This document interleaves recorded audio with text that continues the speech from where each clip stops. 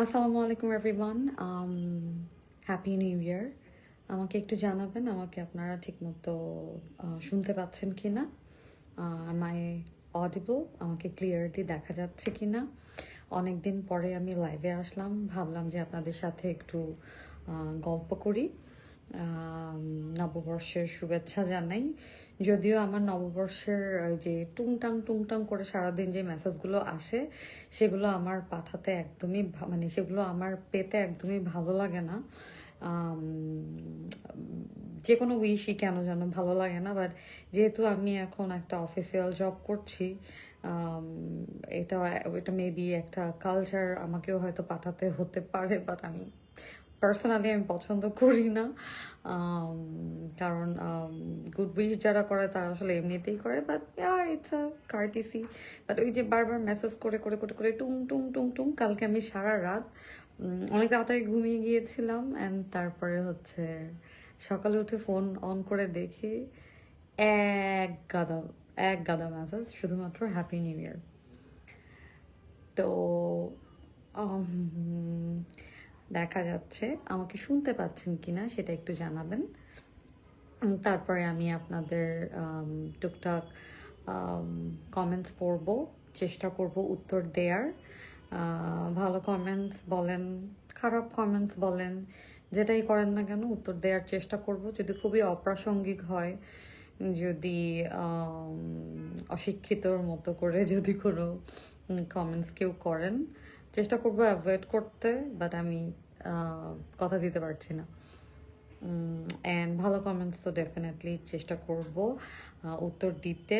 আমাকে একটু জানাবেন যে আমার কথা কি আপনারা ঠিকমতো শুনতে পাচ্ছেন কি না। জি, শুনতে পাচ্ছি, ক্লিয়ার শুনতে পাচ্ছি, clear, okay. Obaidul Ashraf, Milon Milon, okay. Sohel Karim, beautiful, thank you so much. MD Sohel Khan, কেমন আছেন? জি, শুক্র আলহামদুলিল্লাহ ভালো আছি। রাহিম তালুকদার, অনেক আস্তে শুনতে পাচ্ছি। তাই অনেক আস্তে শুনতে পাচ্ছেন? কেন বলেন তো আস্তে শুনতে পাচ্ছেন? আমি তো আসলে ঠিক বুঝতে পারছি না। Happy Lutfar Nahar Khanam, happy new year. Faruk ভাই আমার ক্রাশ। আপনার আপনার তো আস্তে আস্তে বয়স কমতেছে দেখা যাচ্ছে, সুন্দরী কেন আপনি? এমডি বিজু ভাইজু ভাইজু, না ভাই বয়স কোনোভাবেই কমছে না। আই উইশ আমি যদি একটু খাওয়া দাওয়াটা আসলে একটু মেনটেন করতে পারতাম, যেমন আমি I have sweet tooth, so আমি মিষ্টি কিছু দেখলে আমি কন্ট্রোল করতে পারি না। আমার প্রতিটা মিলের পরে আমার একটু ডিজার্ট খেতে হয়। তার থেকে বড় কথা, আমি প্রচণ্ড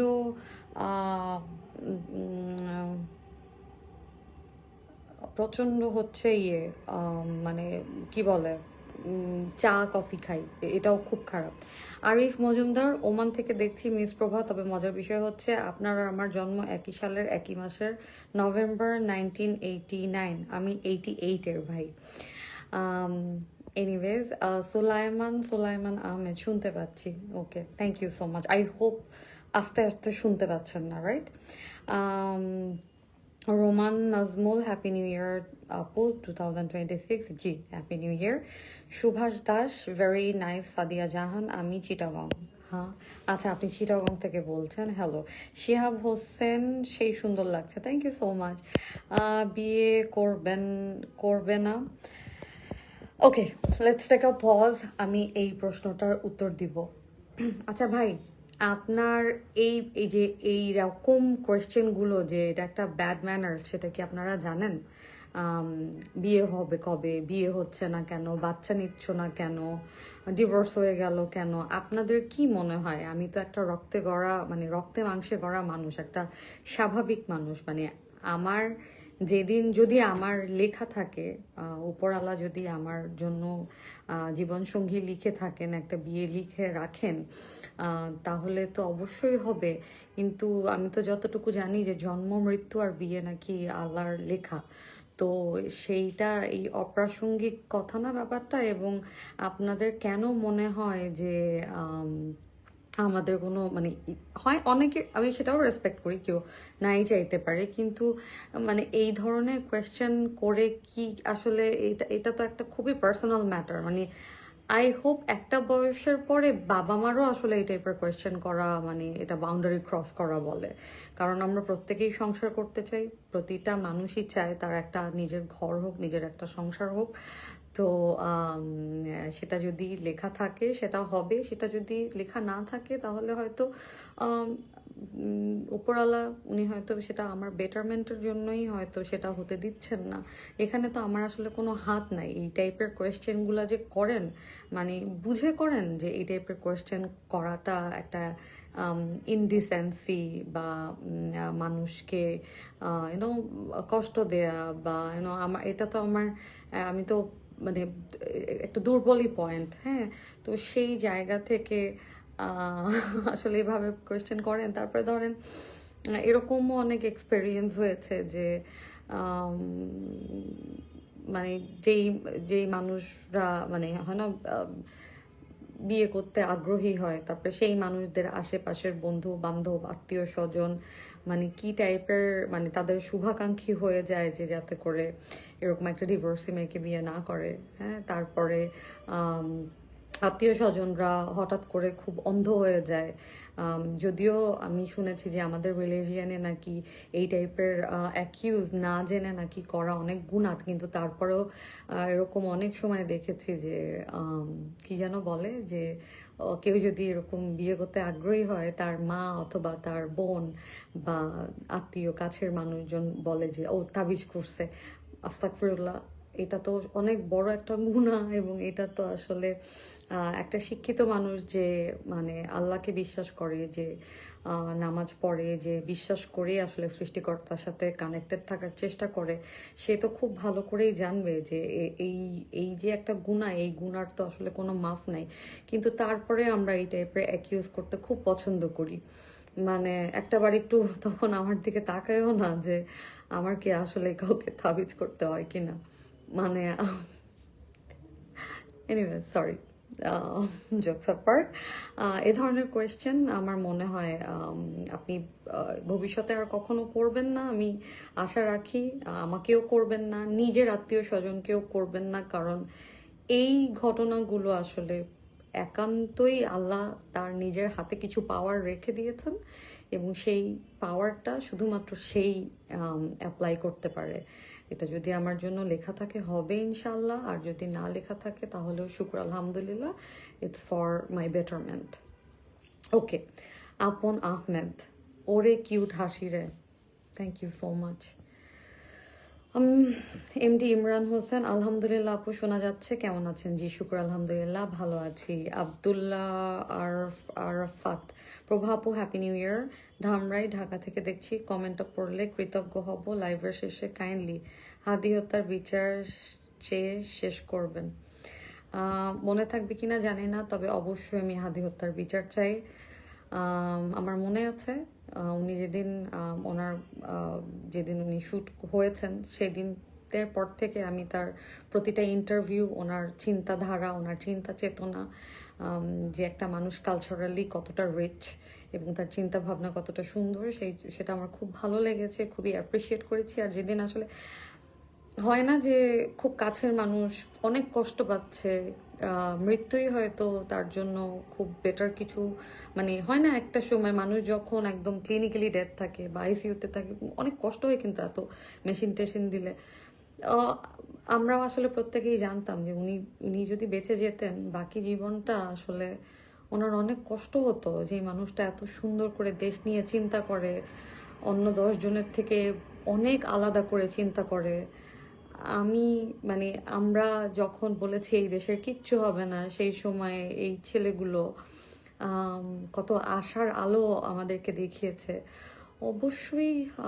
আর যেদিন আমি শুনেছি যে মৃত্যুর সংবাদটা, নিজের মনকে আসলে বলেছি যে আম, হয়তো এটাই ওর জন্য বেটার ছিল, কারণ বাকি জীবনটা ওর অনেক কষ্ট হতো। কিন্তু আমার মনে আছে যে আমি আমি অনেক কান্না করেছি। আমার মা আমার সাথে অনেক মাস ধরে খুব ভালো করে কথা বলে না, কোনো একটা বিশেষ কারণে আমরা খুব লিমিটেড কথা বলি বা একদমই আমাদের কথা হয় না। তো সেদিন আমি শরীয়তপুর ছিলাম, আমার একটা ফ্রেন্ডের ভাইয়ের বিয়ে খেতে গিয়েছিলাম। তো রাতের বেলা খাবারের সময় এসেছে, তখন আমি অজোরে কাঁদছিলাম। So my mom couldn't help herself. আম্মু আমার কাছে এসে দাঁড়িয়েছিল। আসলে সান্ত্বনা দেওয়ার মতো তো কিছু নাই, কিন্তু আমরা মানে ওই মুহূর্তেও আসলে আম, দুইজনই আসলে ফিল করছিলাম যে কি হচ্ছে। আমিও বিচার চাই, আমি আমি দোয়া করি সুষ্ঠু বিচার হোক। আর আরেকটা ঘটনা হচ্ছে, আল্লাহ চাইলে কি না পারে। আল্লাহ চাইলে 17 বছর পরেও মানুষের ছিনিয়ে নেওয়া সম্মান আবার ফিরিয়ে দেয় এবং অসম্ভব সুন্দর করে ফিরিয়ে দেয়। আমিও আসলে সেই দিনের আশায় আছি, যেদিন আমার সাথে অন্যায় করার মানুষজন আল্লাহ হয়তো নিজের হাতে শাস্তি দিবেন অথবা পরকালে দিবেন। কিন্তু আমি শুনেছি যে আমার আমার কষ্টটুকু যদি আমি নিজের হাতে রিভেঞ্জ না নেই, তাহলে সেইটার রিভেঞ্জ, সেটার দায়ভার আল্লাহ তাআলা নিজের হাতেই নিয়ে নেন। এনিওয়েজ, অনেক বড় বড় কথা, অনেক ভারী ভারী কথা বললাম। নতুন বছর, সুন্দর সুন্দর কথা বলি, আনন্দের কথা বলি। যদিও আনন্দ এবং দুঃখ দুইটার পরিপূরক। সবচেয়ে বেশি আনন্দ করলে দুঃখ, মানে আনন্দের কোনো মূল্য থাকে না। সো দুঃখ পাওয়ারও দরকার আছে। যেটাই পাই, যেটাই আসলে পাচ্ছি, আল্লাহর কাছে লাখ শুক্রিয়া। হয়তো কোনো কিছুর জন্য আল্লাহ নারাজ, অথবা আমাকে পরীক্ষা দিচ্ছেন, অথবা আপনাকে পরীক্ষা দিচ্ছেন। আপনারা যদি অগাধ সুখেই বসবাস করেন, তাহলে তো আসলে জীবনের মানে তো আসলে বুঝবেন না। এমডি সুজন মাহমুদ, আপু আপনাকে সুন্দর লাগছে। থ্যাংক ইউ সো মাচ ভাইয়া, শুক্র আলহামদুলিল্লাহ। Lokman Hossain Apu, happy new year. Happy new year ভাই। আপু আমার বাড়ি শরীয়তপুরে, আপনার বাড়ির কাছে। তাই? শরীয়তপুরে কোন বাড়ির কাছে? আমার দাদি বাড়ির কাছে, নাকি আমার নানু বাড়ির কাছে, নাকি আমার আমার আমার বাবার বাড়ি আর কি, আমার বাবা মায়ের বাসা যেটা ওইখানে, কোন বাড়ির কাছে? এমডি রাহিম, তোমার ঠোঁট আর গালগুলি অনেক সুন্দর হয়েছে। আমি মোটা হয়েছি ভাই, সুন্দর হয়েছে কেমন করে? Nasir Molla, happy new year. Happy new year ভাই। মোহাম্মদ লাবিব মোল্লা, নতুন বছরের শুভেচ্ছা আপনাকে। আপনাকে নতুন বছরের শুভেচ্ছা। মোয়াজ্জাম হোসেন মোয়াজ্জাম, নতুন বছরের শুভেচ্ছা সৌদি আরব থেকে। ভাই কেমন আছেন? ভালো থাকবেন, অনেক অনেক সুন্দর করে থাকবেন নিজের জন্য। সবসময় আমি প্রত্যেকটা প্রবাসী ভাইকে একই কথাই বলি যে ভাই, ফ্যামিলির জন্য করেন করেন, কিন্তু নিজের জন্য কিছু টাকা আলাদা করে রাখবেন, যাতে করে নিজের জীবনটাও এনজয় করবেন। সব সময় আরেকজনের জন্য কষ্ট করে যাবেন, আসলে এটার কোনো মানে নাই। পরবর্তীতে সবাই গিয়ে রিয়েলাইজ করে। তো সাবধানে থাকবেন, সুন্দর থাকবেন। অ্যাটলিস্ট আর যাই হোক, মনে যদি কিছু ইচ্ছা করে মানে খেতে, সেটা খেয়েন। মানে নিজের জন্য আলাদা করে কিছু টাকা রাখবেন, এই আর কি। Selim Raja, my job UAE. Okay. Abdul Gaffar, তুমি অনেক সুন্দর, love you. Thank you so much ভাই, love you beautiful. Thank you so much ভাই। সাজি ইকবাল, ওকে। এমডি রাজিবুল ইসলাম, আপনার দিনগুলো কেমন যাচ্ছে? জি শুক্র আলহামদুলিল্লাহ, নো কমপ্লেন্স, আলহামদুলিল্লাহ ভালো আছি। আপনার সামনে একজন ইউরোপিয়ান একজন নারী বসে আছে। আমার সামনে একজন ইউরোপিয়ান নারী বসে আছে তো good for you. Ahmed Murad Karim, okay. Mohan Munshi, আপু কেমন আছেন? আমি সৌদি থেকে, আমি আপনাকে অনেক ভালোবাসি। থ্যাংক ইউ ভাই, ভালো থাকবেন। অনেক অনেক ভালোবাসা রইল আপনার জন্য। এমডি সেলিম, আমি সৌদি আরব থেকে দেখছি আপনাকে, আমার অনেক ভালো লাগে। থ্যাংক ইউ সো মাচ ভাই, ভালো থাকবেন। Mohammad Alamin Sikdar Ripon, thank you very much. Okay okay. MD Shahid, ওনাকে খুব সুন্দর লাগে। কাকে? তারপরে মোহাম্মদ জাহাঙ্গীর আলম, বন্ধু কেমন আছো? আমি আপনার বন্ধু কেমন কইরা? Do I know you? বন্ধু তো anyways MD Ishtiaq Ali, happy new year, thank you so much, আপনাকেও শুভেচ্ছা। সাজি ইকবাল আপু, don't answer this type of question. No, sometimes I cannot ignore. I'm sorry. I'm a human being. I have feelings. আমি ভদ্রতা maintain করে যদি কিছু উত্তর দিতে হয় তাহলে অবশ্যই দিব। যশোর নাজমুল, এগুলো আসলে ব্যক্তিগত বা সিক্রেট, এগুলো নিয়ে আসলে লাইভে কথা না বলাই উচিত। কোনটা বলেন তো? Shahin Mridha, may Allah keep your family together in health, blessing, mutual love